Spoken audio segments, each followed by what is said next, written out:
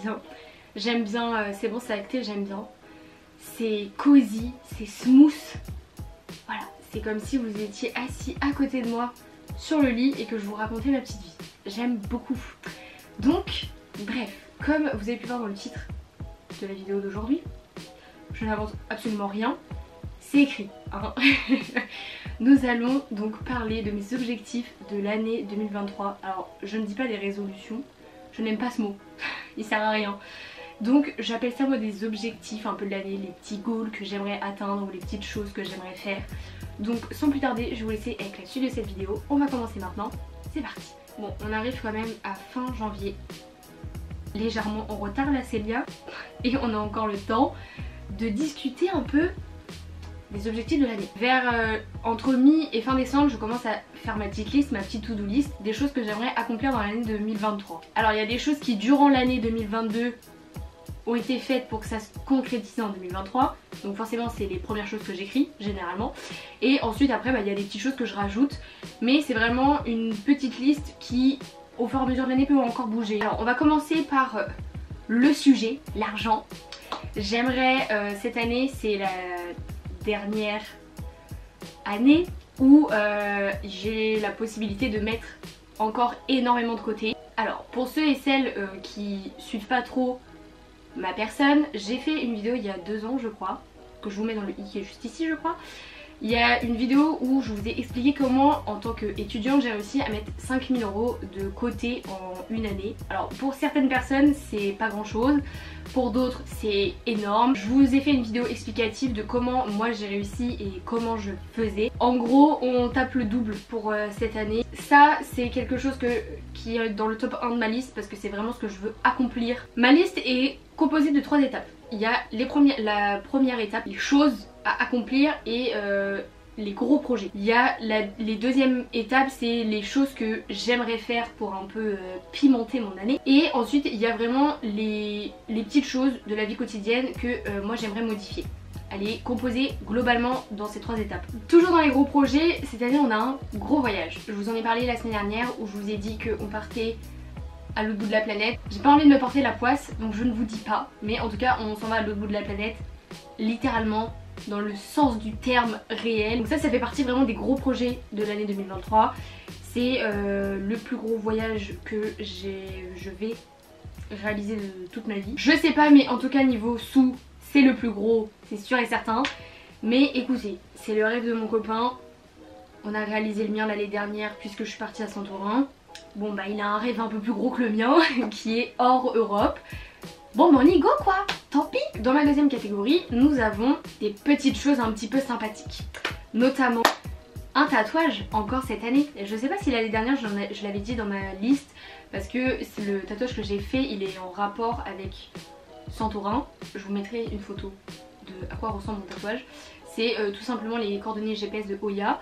Donc voilà, très contente d'avoir fait ce tatouage, c'était le premier de toute ma vie, mais du coup, et ben on en fait 2. Et en plus le mois prochain, il y en a 2 nouveaux. Très contente. Autre chose, j'aimerais, parce que c'est quelque chose que je n'ai pas fait, et c'est pas bien.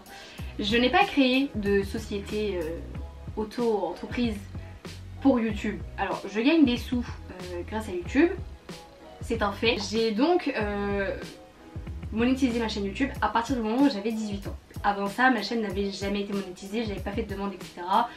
Je considérais que j'étais mineure, je savais pas que j'avais quand même le droit de toucher des sous. Mais bref, c'était un petit peu plus compliqué. J'ai décidé de pas me compliquer la tête.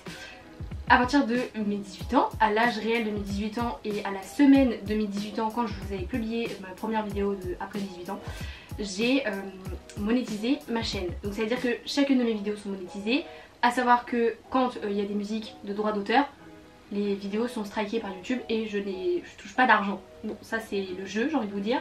Mais je gagne quand même des sous, enfin qui rentrent dans AdSense mais qui ne rentrent pas dans mon compte. Mais il faudrait peut-être créer mon entreprise, mon auto-entreprise en tout cas. Parce que moi un jour sinon je vais avoir les impôts, le fisc, bref, l'URSSAF, alors eux, qui vont arriver à ma porte, qui vont littéralement tout me prendre. Alors que bah j'en ai pas touché énormément. Donc bref, c'est l'une de mes intentions de cette année. Et c'est très compliqué, honnêtement, le monde de l'auto-entreprise c'est très compliqué. Ouvrir une auto-entreprise c'est super compliqué, je ne comprends strictement rien. Donc, comment ça se passe? En fait j'ai plein de questions, mais je les pose à qui? Littéralement personne. Voilà, donc je me démerde. Du coup, c'est pas terrible. C'est vraiment les deux petits points principaux. Ensuite, vraiment ce qui est vacant dans mon quotidien. Et là, nous avons une grande liste comme ça. Et il y a énormément de choses. Cette année, le mot d'ordre, c'est diminuer les temps d'écran. Oui, la dame devant vous qui est addicte au possible à son téléphone souhaite réduire son temps d'écran. Pour être honnête avec vous, avant je travaillais donc en bijouterie. Je n'avais pas forcément des écrans toute la journée devant les yeux. En étant passée chargée de communication, c'est-à-dire que je passe ma vie derrière un écran et c'est très fatigant. Je sens que mes yeux sont fatigués, etc. Et j'aimerais diminuer mon temps d'écran parce que je suis à 8 heures par jour en moyenne de temps d'écran. C'est énorme. C'est limite, je suis une journée de travail sur mon téléphone. Alors, après mon téléphone, il faut savoir que c'est mon outil de travail aussi. Donc, voilà. Mais dans les faits, j'ai 12 heures semaine de moyenne sur TikTok. J'ai 10 heures semaine en moyenne sur Instagram. Ça n'a pas de sens, ça n'a littéralement pas de sens. Je suis la meuf la plus accro à son téléphone, c'est très compliqué de me le retirer. Voilà, les gens sont addicts à la drogue, je suis addict à mon téléphone.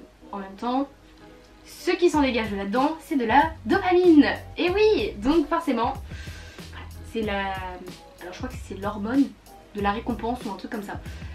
En tout cas, cette année, c'est le mot d'ordre. On réduit les temps d'écran. Et depuis 2 semaines et demie, bientôt 3 semaines, j'arrête mon téléphone à 21h.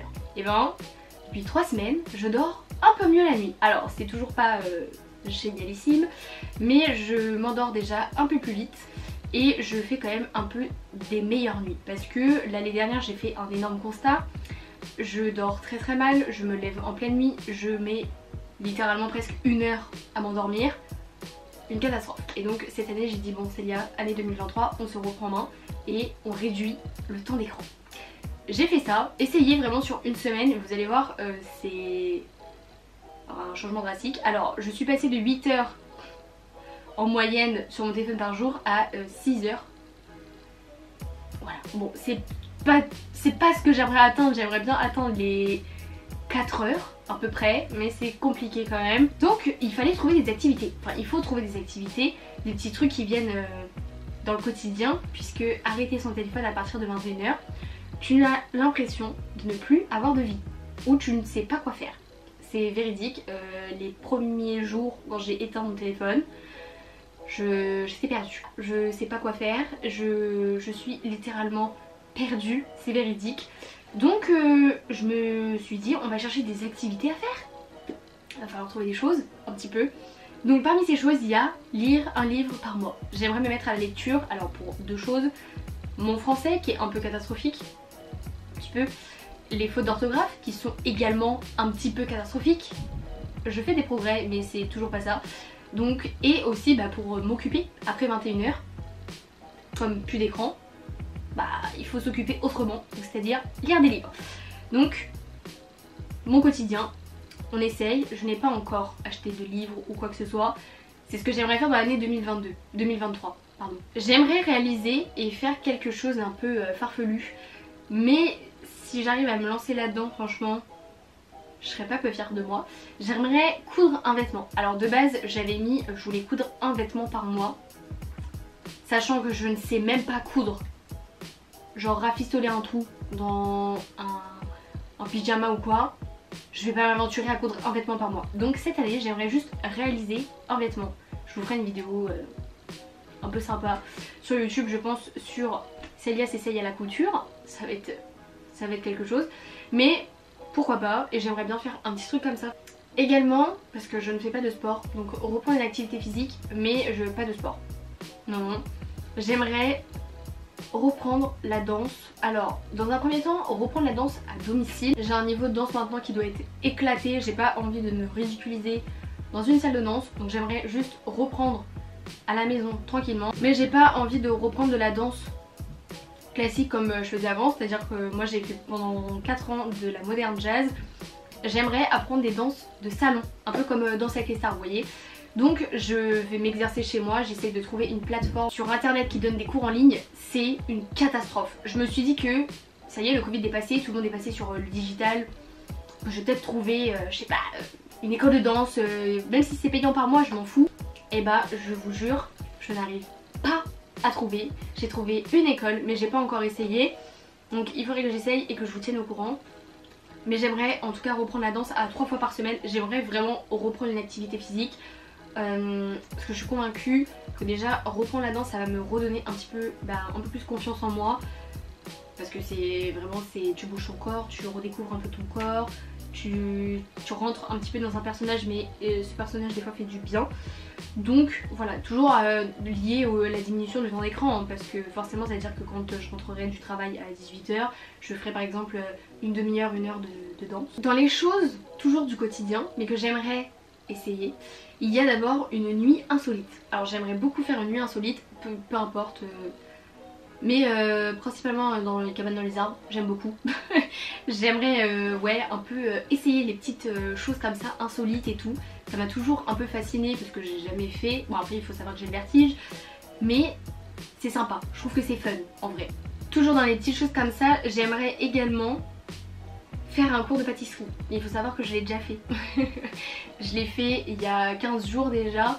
J'ai fait mon premier cours de pâtisserie pour essayer la pâte à choux. Je vous mets une photo juste ici de ce que j'ai fait, un petit Paris-Brest. J'ai beaucoup aimé, c'était vraiment super sympa et ça change du quotidien de faire un cours de cuisine, enfin un cours de pâtisserie. J'adore faire de la pâtisserie en général. Chez moi ça va être un moulin de pâtisserie. Encore la cuisine ça va, j'aime bien et tout, cuisiner des petites choses salées, mais je trouve que ça n'a pas la même sensation que de faire des trucs sucrés. Je sais pas comment vous expliquer, mais quand on sera dans mon petit chez moi, peut-être que vous allez avoir des petites vidéos cuisine assez sympathiques, je sais pas, je promets rien, mais j'avoue que j'aimerais beaucoup. Donc ça, et du coup pareil, donc cette année j'aimerais faire un peu plus de pâtisserie, essayer et tenter de nouvelles choses, genre faire des entremets, etc. Mais je sais pas faire, mais du coup on essaye. Donc ça c'était les petites choses fun un peu de l'année. Ensuite vraiment dans mon quotidien et dans les choses les plus banales au monde, littéralement, j'aimerais reprendre l'anglais. Enfin Célia il va falloir parler anglais au bout d'un moment. Surtout que tu pars dans des pays où la majeure partie du temps ça parle anglais. Alors je comprends très bien une personne qui parle anglais, il n'y a pas de souci. Par contre engager une discussion et discuter avec quelqu'un, c'est compliqué. Pour moi c'est très compliqué, j'ai énormément de mal avec ça et j'aimerais vraiment atteindre un bon niveau en anglais. Mais pour le coup voilà mes petits objectifs de l'année 2023. Alors il n'y a rien de fou, dites-moi vous un petit peu, allez, 3 objectifs de votre année. Alors vous êtes vraiment pas obligé de me les communiquer mais pourquoi pas, je me dis ça peut peut-être aussi me donner des idées. Il faut savoir vraiment que cette liste elle peut encore changer hein. Je peux encore ajouter des choses, je peux enlever des choses. Généralement je n'enlève pas, je rajoute au cours de l'année parce que une année ça évolue énormément hein. Dans 6 mois je sais pas ce que je vais faire et comment ça va évoluer, mais je suis quand même contente. Bon j'ai eu une année 2022 qui a été très riche et très remplie de plein de choses et même niveau émotionnel. 2023 sera un peu plus calme, je l'espère. Je sais pas, je m'avance peut-être un peu trop vite, mais j'espère que ça sera quand même une année assez tranquille pour pouvoir attaquer une bonne année 2024 qui, croisons les doigts, soit l'année un peu de l'indépendance. On verra. Mais en tout cas voilà, partagez-moi vous en commentaire vos 3 objectifs de l'année, pas des résolutions, non, des objectifs. Et puis on se retrouve vendredi prochain pour une nouvelle vidéo. Je vais vous laisser là, je vous aime très fort et je vous dis vendredi prochain pour une nouvelle vidéo. Bye.